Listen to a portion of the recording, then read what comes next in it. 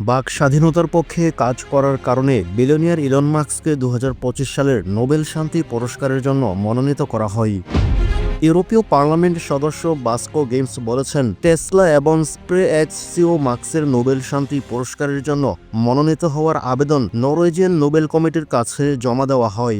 তিনি বলেন, বাক স্বাধীনতা এবং শান্তির মতো মৌলিক মানবাধিকার প্রতিষ্ঠায় মাস্কের অবদানের স্বীকৃতিস্বরূপ এ মনোনয়ন দেওয়া হয়।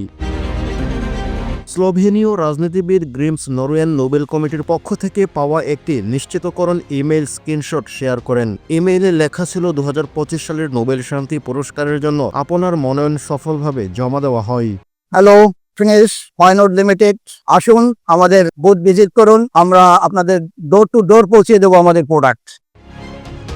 গ্রিমস সামাজিক যোগাযোগ মাধ্যম এক্সে লিখেন, জনাব ইলন মাস্ককে বাক স্বাধীনতার মতো মৌলিক মানবাধিকার এবং এর মাধ্যমে শান্তির প্রতি ধারাবাহিক সমর্থনের জন্য ২০২৫ সালে নোবেল শান্তি পুরস্কার দেওয়ার প্রস্তাবটি আজ সফলভাবে জমা দেওয়া হয়।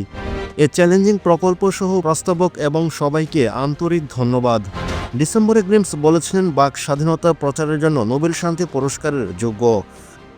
ব্রাসেলস সিগন্যালের সাথে কথা বলতে গিয়ে ইউরোপীয় পার্লামেন্ট সদস্য বলেন, আমি প্রস্তাব করি ইলন মাস্ক আগামী বছর নোবেল শান্তি পুরস্কার পাক। তিনি আরও বলেন, বিলিয়নিয়ার মাস্ক তৃতীয় সহস্রাব্দের মধ্যে কারো তুলনায় মৌলিক মানবাধিকার বাক স্বাধীনতার জন্য অনেক বেশি কাজ করেন।